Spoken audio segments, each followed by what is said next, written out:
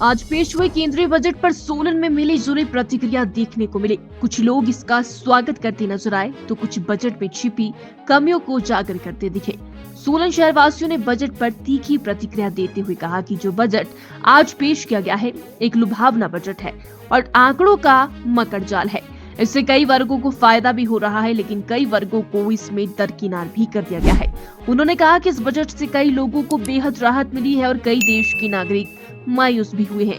सोलन के आभूषणकार विनय गुप्ता ने बताया कि पिछले कल तक बाजार में चर्चा थी कि सोने पर इंपोर्ट ड्यूटी बढ़ेगी और सोने के दाम भी बढ़ जाएंगे, लेकिन वित्त मंत्री द्वारा उसे नहीं बढ़ाया गया, जिस कारण देश के नागरिकों को काफी राहत मिली है और ग्राहकों के लिए सुनहरा अवसर है कि वो समय पर स्वर्ण खरीद सकते हैं। वहीं अन्य व्यापारियों ने कहा कि बजट काफी संतुलित है, लेकिन बैंकों द्वारा मनमानी की जा रही है, जिससे सर्विस चार्ज के नाम पर गरीब ग्रामीण लोगों के खाते से लूट की जा रही है, जिस पर नियंत्रण करना भी केंद्रीय वित्त मंत्री का कर्तव्य है। लेकिन गरीब लोगों से मिनिमम बैलेंस के नाम पर लूट की जा रही है, जिस पर अंकुश लगाने की आवश्यकता है। जो आज का ये बजट देश की वित्त मंत्री जी ने पेश किया है, ये केंद्रीय बजट 2025-2026 को आम जनता, किसानों, युवाओं और महिलाओं के सशक्तिकरण का बजट पूरी जनता इसे मान रही है। ये बजट विकसित भारत की दिशा में एक महत्वपूर्ण कदम होगा। ये मील का पत्थर साबित होगा हमारे विकसित भारत के लिए। इस बजट में जो आयकर में ऐतिहासिक छूट दी गई है, नई कर व्यवस्था के तहत जो 12 लाख रुपए वार्षिक आय पर कोई टैक्स नहीं लगेगा, ये सीधा मध्य वर्गीय परिवार को, जो कई सालों से इसकी डिमांड कर रहे थे, उनको ये प्रत्यक्ष रूप से लाभ होगा।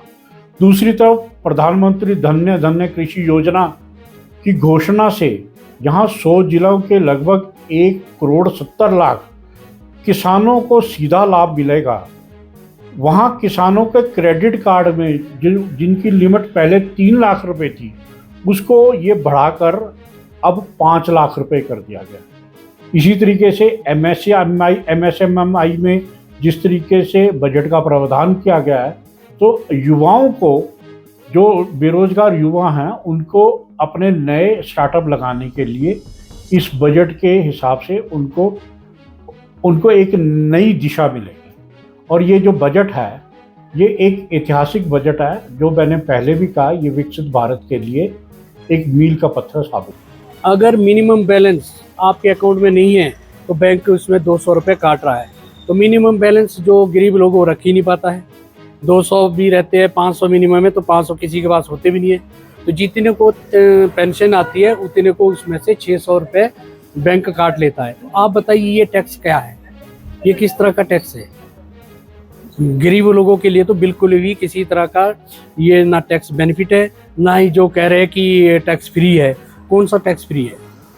इसमें बिल्कुल भी किसी तरह का वो है नहीं। इसमें समाधान ढूंढिए। दूसरी बात, हम KYC जमा कराते हैं और फोटो स्टेट कॉपी हम खुद दे रहे हैं। आप पासबुक देखिए, मैं अपनी पासबुक चेक करके भी को बैंक से लाया हूँ, सेविंग अकाउंट से 90 रुपये काट दिए। उसमें मैसेज आ रहा है कि भी आपकी KYC हमने अपडेट की। अब अपडेट के 90 रुपये एक व्यक्ति से काटे जा रहे हैं। आप बताइए कितने लोगों के खाते पहले खाते खुलवा दिए है ना फ्री में, अब वापस ले रहे।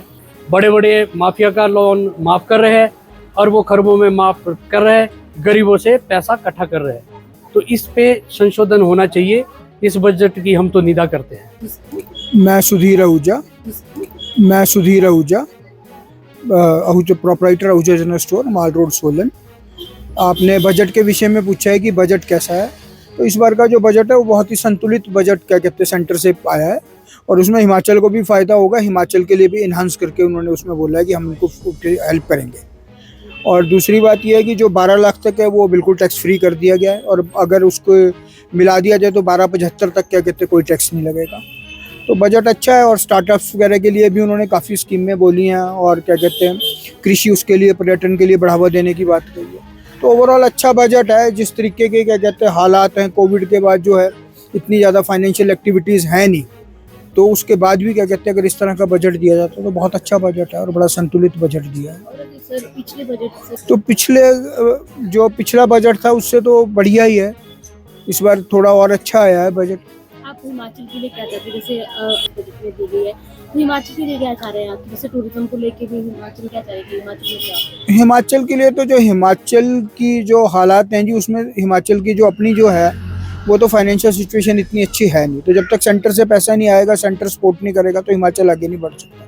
तो हम तो ये चाहते हैं कि वो हिमाचल के लिए ज़्यादा से ज़्यादा क्या कहते हैं पैसे दें, और क्या कहते हैं हिमाचल को क्या कहते हैं हेल्प करें, क्योंकि हिमाचल एक ऐसी स्टेट है जो प्योरली क्या कहते हैं सेंटर के ऊपर डिपेंड है। तो सेंटर से जितना उसको पैसा मिलेगा, जितना उसका होगा, उतना ही हिमाचल आगे बढ़ेगा। और हिमाचल में पर्यटन के लिहाज से और लिहाज से जो स्कोप है, उसके लिए सेंटर को करना चाहिए और यहाँ पे बढ़ावा देना चाहिए।